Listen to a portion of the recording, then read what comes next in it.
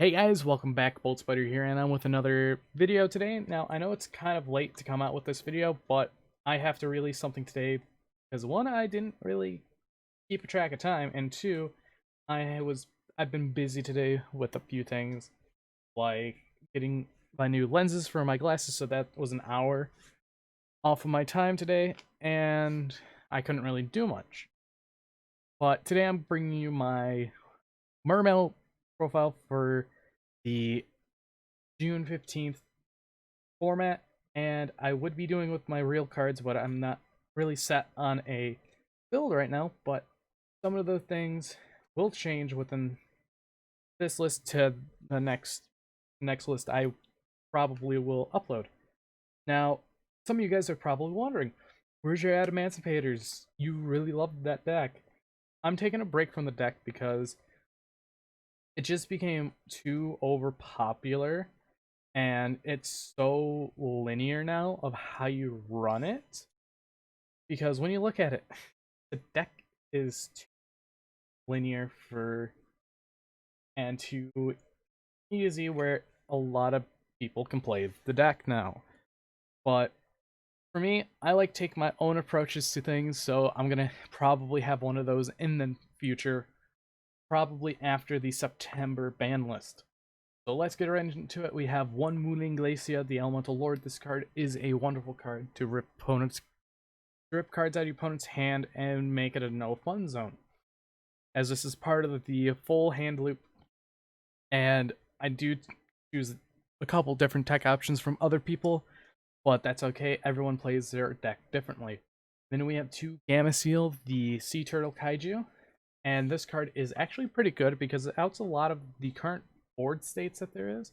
With things like Access Code Talker, you also have other things like your Boral Savage, your Herald of the Arclight, and even other cards that may give you a problem, since it definitely helps against a few strategies, and I think people are forgetting that to run kaijus, even though that most of the decks run like 14 hand traps.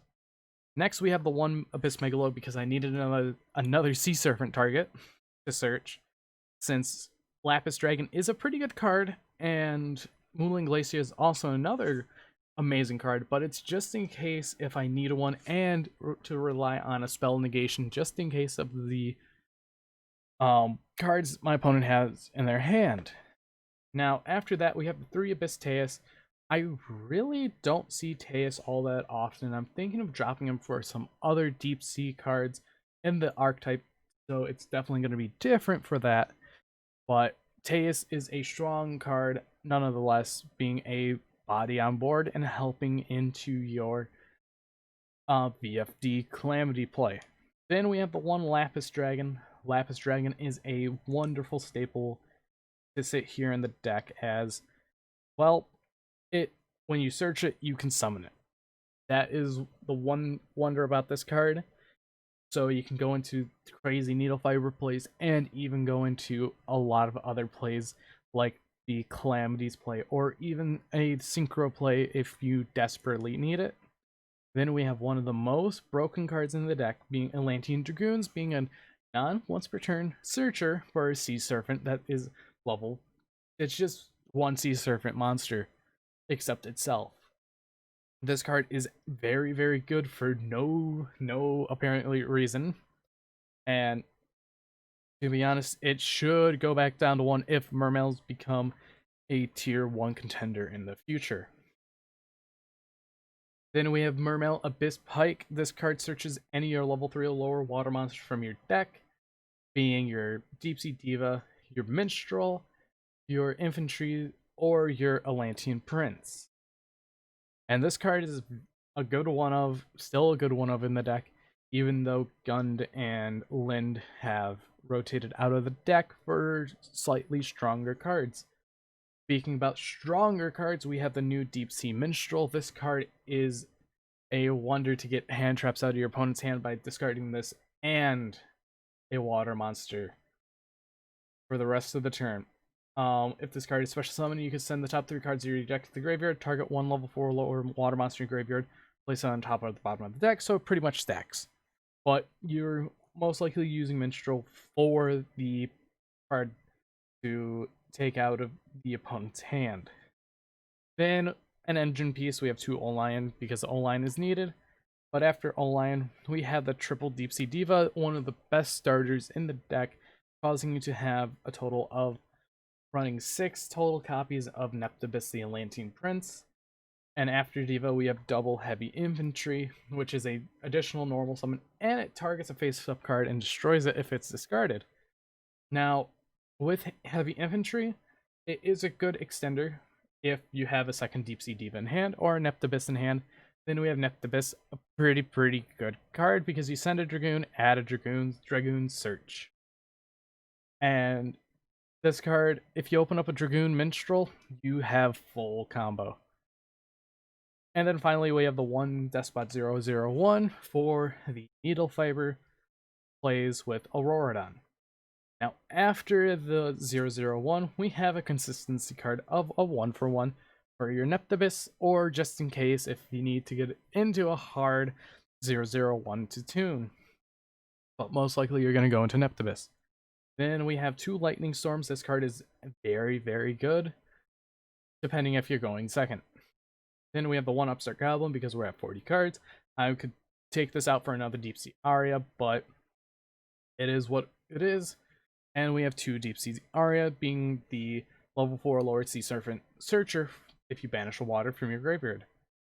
Then we have the 1 Monster Reborn, such a good card that people need to start capitalizing on more, because it's a generic special summon from grave. I think a majority of the player base actually runs the card, but all of the player base should run the card, because it targets monster in either graveyard and you summon it. And then after that we have the best hand trap stopper for the graveyard, being Called by the Grave. Once we get Crossout Designator, I think I would cut Lightning Storm and the Upstart.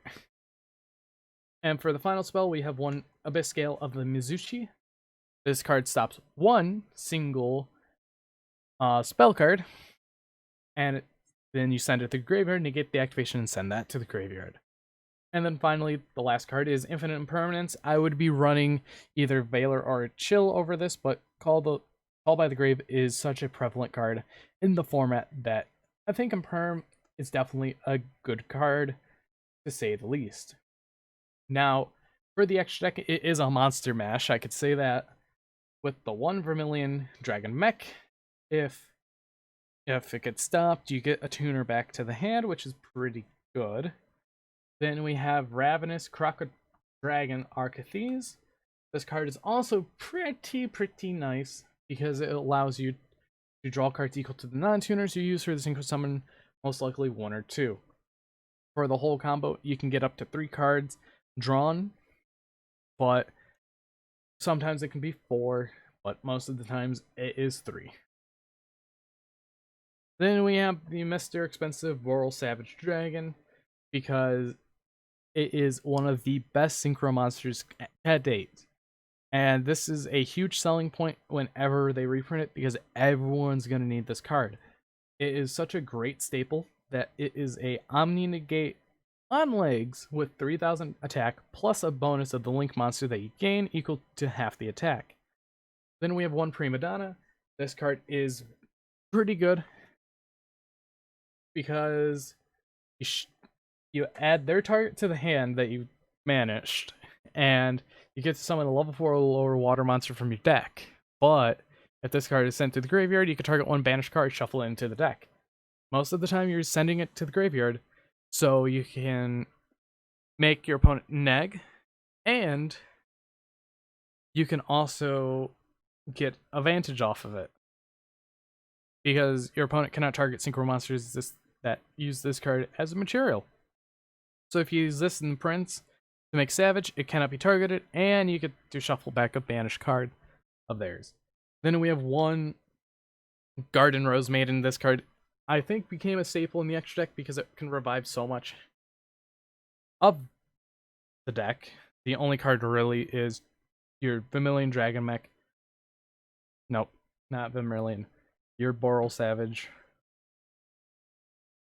which is actually pretty good getting a 3k beat stick on the field. And then after that, we have the Herald of the Arclight. Deep Sea Diva is a 1-card Herald of the Arclight, which is impressive, but yet scary. When a card is this scary, right here, it could get hit again if the deck takes off being meta. Then we have the 1 Metal Marcher because it's a great combo piece, and the 1 Formula Synchron for the draw. Then we have the Lockout card being True King of all Calamities. The 1 Access Code Talker, this card is actually very, very great because it gets bonus attack for the turn, and you can banish 1 Link monster from the graveyard or field, destroy a card your opponent controls also for the rest of the turn. You cannot activate monsters with the same attribute, and most of the time you're banishing Wind, Water, Dark, Light. Those are all your attributes right there. For pieces from the Auroradon combo, the card is so stupid it should be banned. Then we have the 1 Noodle Fiber. Noodle Fiber is a very good card, and people saying this card should be banned, they're wrong, because if you look, Auroradon summons 3 tokens, and it gets to 2 Synchros. Fibrex is just the starter, and if you negate it, they have to work around that. Then we have the 1 Board Blocker. Who knew this thing is a machine? The most broken TCG exclusive that searches Cannon, that can get Cannon Soldier via Omni Dragon, is now in this because of Auroradon. Link Cross, the card that just got banned over in the OCG. This card needs to go badly. And finally, the 1 Link Karibo, because it's Link Karibo. Overall, the cards that can be swapped are Nibiru, the Rocky Boy, and Ash Blossom, around with a few other cards. Like I could take out Lightning Storms for Nibiru, or I could take out the Imperms for Ash, or whatever else I can. But anyways, this has been my Mermail list for 2020. If you guys did enjoy, hit that like button down below, and if you want to see more, please subscribe for future content, as I upload every day at 6 o'clock, whatever time I upload. But anyways, I've been Bolt Spider. See you guys in the next video, and goodbye.